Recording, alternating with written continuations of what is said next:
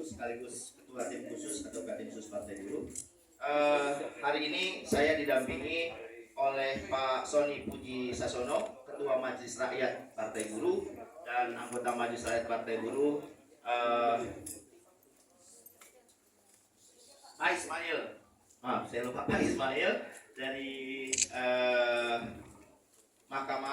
dari Majelis Rakyat Partai Buruh, Sekretaris Majelis Rakyat Partai Buruh, dan Pak Sony sebagai Ketua Majelis Rakyat. Kawan-kawan, pertama kami mohon maaf Presiden Partai Buruh berhalangan hadir.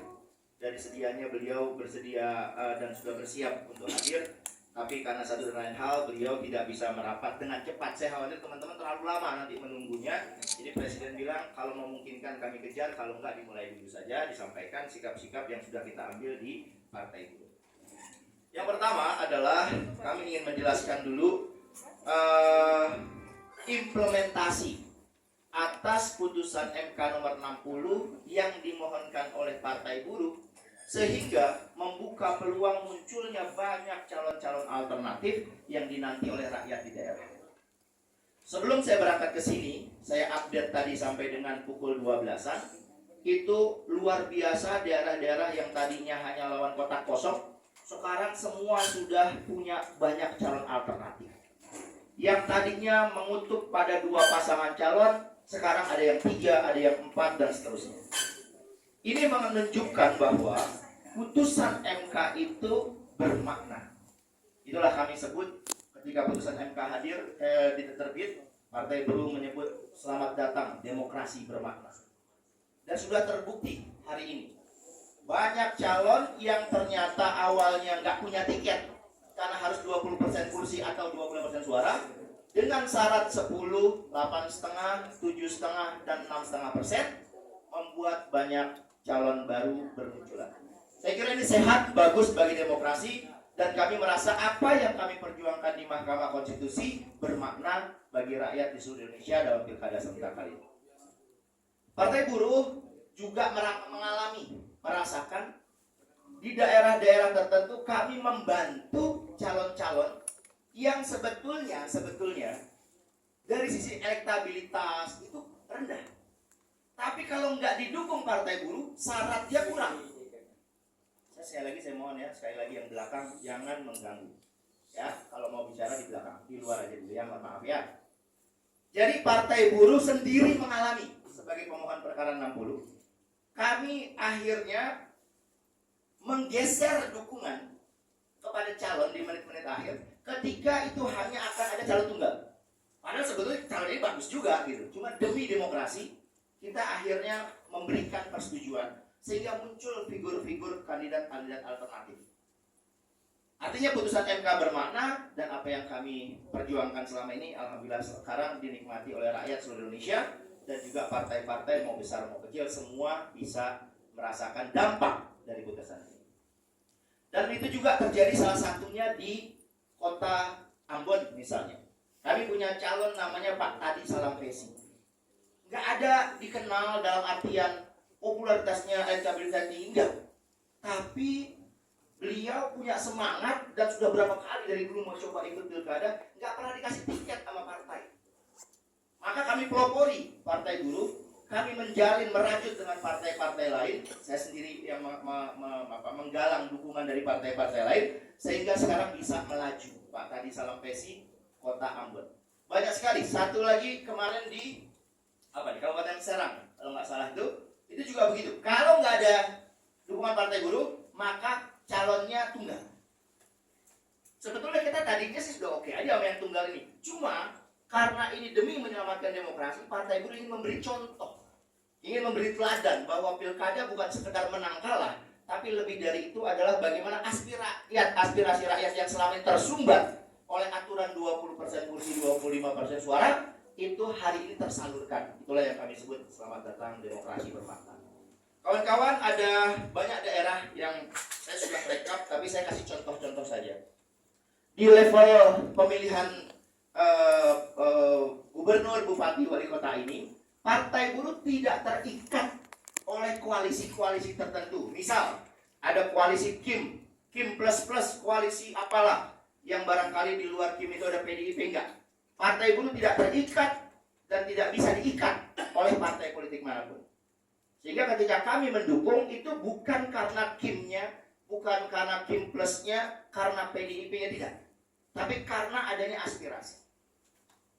Partai buruh memastikan tidak ada calon di daerah yang diusulkan langsung oleh pusat. Semua calon yang kami dukung dari bawah. Barangkali ini yang membedakan kami dengan beberapa partai lain yang bisa bypass. Ada satu dokumen yang wajib, ya kalau nggak ada dokumen ini calon nggak bisa, yaitu surat keputusan model B persetujuan.parpol.kwk. Jadi parpol.kwk. Nah itu syarat wajib. Karena itu dari pusat, maka sejumlah partai menurut pengakuan calon banyak mengubah kandidat-kandidat. Kalau partai buruh enggak. Tidak ada siapapun di sini yang memutuskan sendiri, semua dari daerah. Semua, kami harus dari bawah. Siapapun yang langsung motong-motong dari pusat, kami ganti dengan yang dari daerah. Karena kami ingin demokrasi ini betul-betul bermakna. Kami ingin menciptakan satu sistem yang betul-betul menghargai pengurus-pengurus daerah yang selama ini seringkali dipotong, digunting oleh para elit di pusat. Kami menghindari dan kami tidak mau ada sistem itu berlaku di partai buruh. Nah, walaupun kami tidak membangun koalisi karena alasan-alasan yang saya sebut tadi dengan adanya koalisi KIM dan sebagainya, residu dari Pilpres atau dampak dari Pilpres itu, namun demikian akibatnya adalah partai buruh variatif. Misalnya sebelum Golkar menyatakan kepada Airin, kami di situ di Banten dengan PDIP kan, baru belakangan Golkar masuk. Lalu kemudian di Jakarta, nanti kita akan bahas, misalnya kami dari awal menyebut Pak Anies Baswedan, itu bukan KIM dan juga bukan dipastikan oleh PDIP. Lalu kemudian di daerah lain, di Jawa Barat, Deddy Mulyadi, itu juga bukan karena KIM, tapi memang kehendak para buruh yang memang basis buruh itu ada di Jawa Barat, itu menginginkan Pak Deddy Mulyadi. Lalu kemudian di tempat lain di Jawa Timur, Khofifah dan sebagainya. Di Sumatera Utara, kami nggak ada kaitan dengan KIM, dengan PDIP, tapi kami mendukung siapa ini? Yang kamu kemarin? Bukan Bobby, satu lagi siapa? Edi Rahmayadi, contohnya gitu. Jadi partai buruh memutuskan berdasarkan aspirasi bawah dan tidak pernah diatur-atur koalisi dengan partai tertentu karena residu pemilu Pilpres kemarin. Kami bersikap independen, kami punya sikap sendiri. Baik kawan-kawan, itu sebagai contoh saja, sebagai pengantar. Dan di banyak daerah ini sudah mengakui, partai-partai lain pun bersyukur. Jadi bukan hanya partai buruh, mereka menyampaikan banyak pesan ke saya, telepon, WA, yang menyampaikan terima kasih partai buruh karena apa yang kita perjuangkan di MK itu, sekarang mereka merasakan juga arti pentingnya. Saudara bayangkan, ada partai suaranya 0,13, ya 0,1 lah itu kan angka 3-nya di belakang, 0,1. Bayangkan 0,1 menentukan kalau nggak ada ini partai, gagal melaju satu pasangan calon. Itu luar biasa dampaknya ini dari putusan MK yang kita mohonkan. Nah oleh sebab itu hari ini kita berharap rakyat bergembira memulai proses pilkada dari pencalonan, semua figur-figur alternatif ya yang bisa dimuncul itu bisa kelak nanti dipilih. Dan partai buruh menolak upaya borong-borong partai. Sekarang ada tren. Kami didatangi oleh partai tertentu atau oleh calon tertentu, tim sukses itu, Bang, bisa bongkar nggak? Dibongkar nggak? Geser nih ke sini. Sebetulnya dia udah penuh syaratnya. Kenapa dia minta dukungan? Supaya kalau partai buruh lari, calon ini gagal melaju. Maka kami katakan tidak. Kami udah berjuang di MK untuk membuat demokrasi kita ini yang kemarin sempat sakit-sakitan supaya sehat. Maka kami nggak perlu. Kami siapkan Bang, ada sekian meter, tulis sendiri angka 0, yang nggak ada cerita itu partai buruh yang begitu-begitu. Saya nggak tahu di partai lain.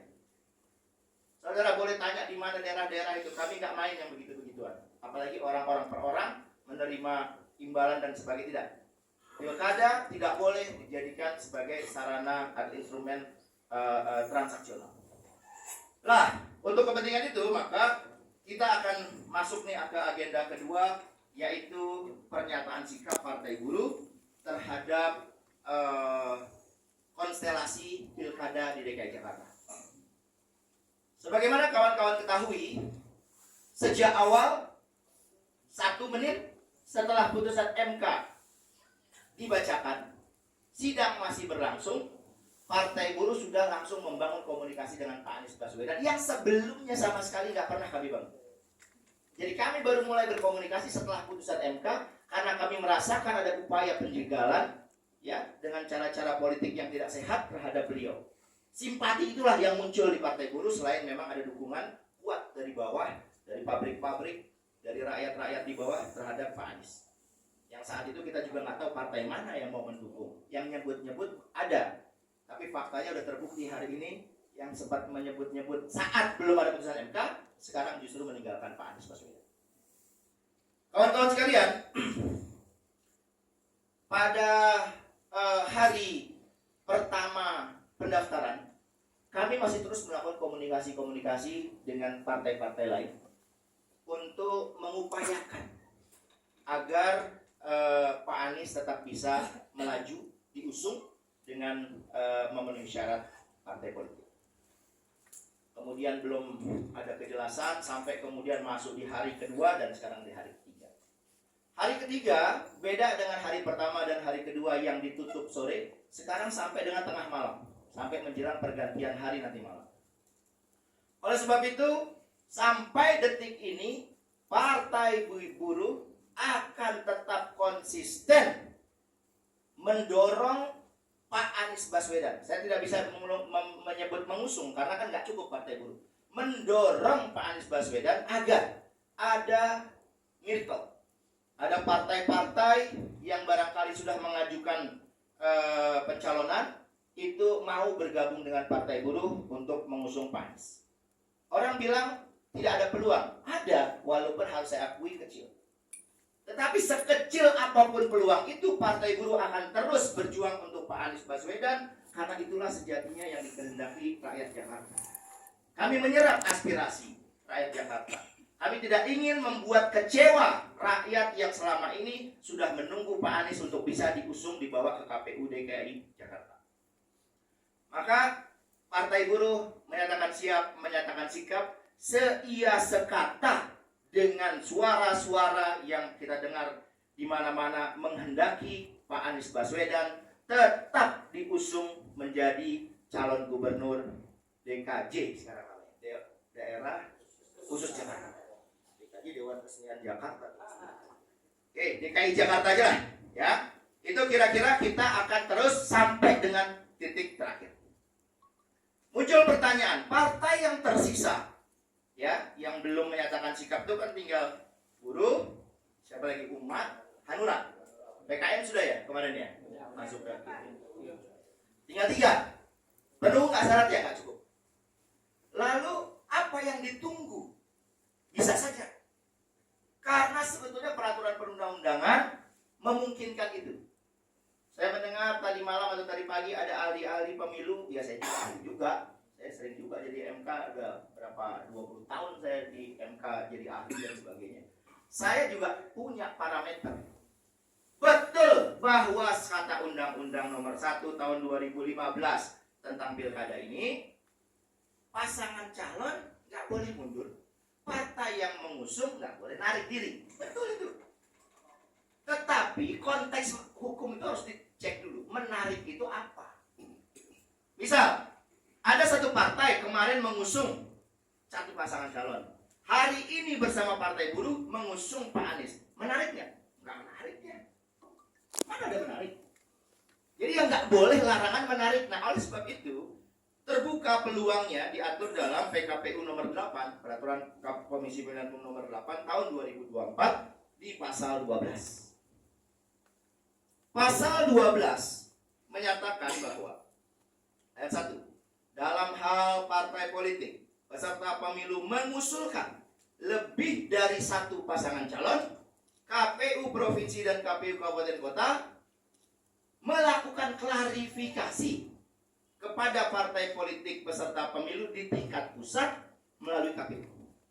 Kalau memang betul-betul nggak bisa, kenapa dibuka ruang klarifikasi? Apabila 2, bagaimana solusinya diatur? Jadi Saya menghormati pendapat yang mengatakan tidak boleh, tapi ini bunyi PKPU. Saudara, PKPU ini sebetulnya lahir antara lain setelah revisi-revisi setelah lahirnya Undang-Undang Pilkada 2015. Saya beri contoh. 2018 PDI Perjuangan mengusulkan Abdul Ghani Kasubah sebagai calon gubernur Maluku Utara ketika semua partai sudah mengusung 3 pasangan calon yang lain. Muncul yang keempat, salah satunya adiknya itu, Muhammad Kasubah. Muhammad Kasubah, ada wali kota Ternate, ada mana lagi. Tinggal PDIP yang waktu itu syaratnya nggak bisa, kursi nggak bisa, suara nggak bisa. 2018. Di hari terakhir, PKPI kemudian udah daftarkan wali kota Ternate. Dia daftarkan lagi Abdul Ghani Kasubah. Apakah gol? Ya gol lah Abdul Ghani Kasubah jadi 5 tahun jadi gubernur. Sampai kemudian terakhir nasibnya di tangkap KPK atau siapa kemarin? KPK ya? Bisa. Karena ada ketentuan klarifikasi. Maka KPU di Maluku Utara meminta kepada partai di tingkat pusat. Partai, ini ada 2 dukungan kamu nih. Kamu yang mana?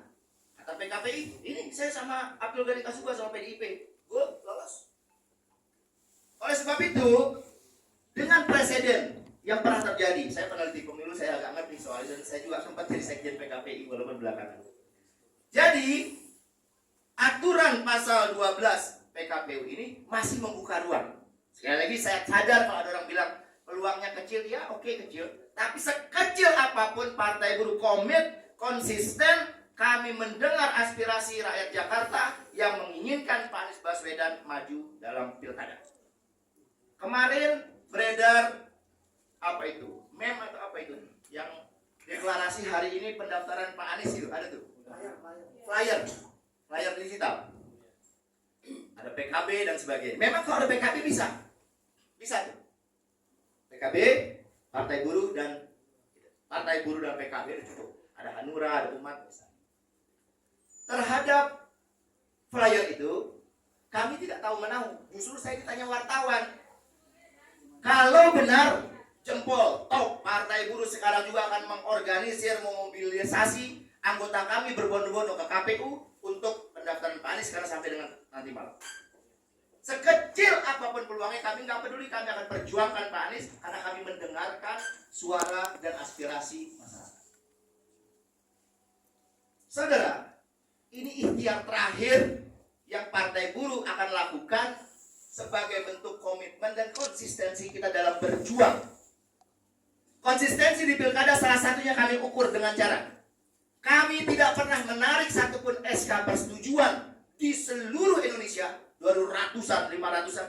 Partai lain banyak yang ganti-ganti SK. Kami nggak pernah satupun kecuali Jaya Wijaya, itu pun karena salah prosedur. Langsung masuk ke atas. Maka saya bilang nggak bisa, ganti. Daerah maunya apa? Calon yang ini tidak ikut daerah. Jadi itu prosedur. Kami punya sistem. Tapi yang lain nggak ada karena kepentingan si Anu, nggak. Selamat datang Pak Sekjen Partai Buruh, Pak Ferry Nizami. Izin melanjutkan Pak Sekjen. Nah, begitu juga di Jakarta.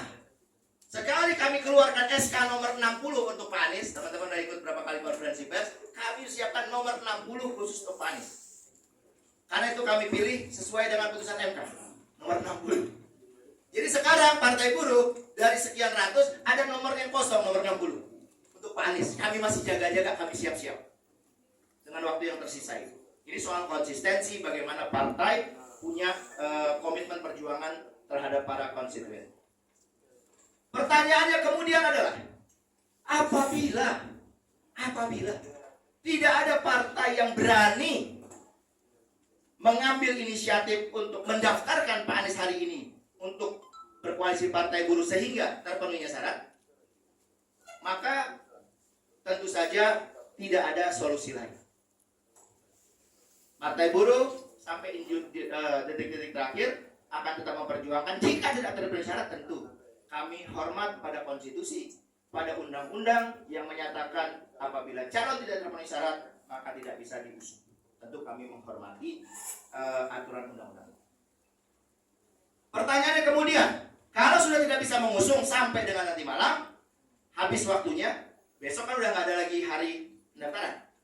Pertanyaannya, apakah Partai Buruh akan mendukung pasangan calon Kim, akan mendukung pasangan calon PDI Perjuangan, ataukah perseorangan jadi nggak daftar hari ini? Misalnya dukung, jadi bukan mengusung. Dukung itu artinya dalam rangka pemenangannya, di kampanyenya, di saksinya dan sebagainya.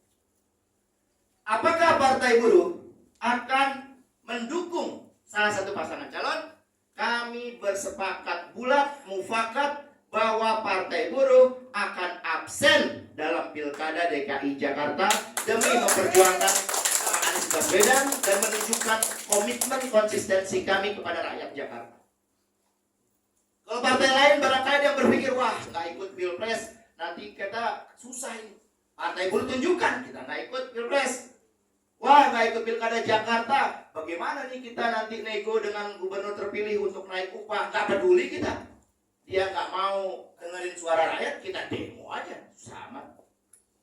Jadi Partai Buruh adalah partai yang berpegang pada komitmen. Kami tidak mudah dibeli, dirayu dan sebagainya, sehingga kita akan bersama-sama rakyat Jakarta untuk memastikan proses demokrasi ini berjalan dengan lancar, dan sejarah akan mencatat bahwa Partai Buruh merasakan, berempati. Partai Buruh berempati pada kekecewaan rakyat Jakarta yang tidak berhasil mengusung Pak Anies apabila sampai nanti malam itu tidak bisa ada partai lain. Saya kira itu penjelasan Partai Buruh. Saya juga perkenalkan Pak Ferry Nuzarli, Sekjen Partai Buruh, pimpinan Partai Buruh yang sudah hadir. Sebelum ada sesi tanya jawab untuk mempertegas, saya mohon nggak usah lagi ada doorstop ya, biar kita cepat aja langsung aja. Saya persilahkan kawan-kawan yang ada di sini, Pak Sekjen.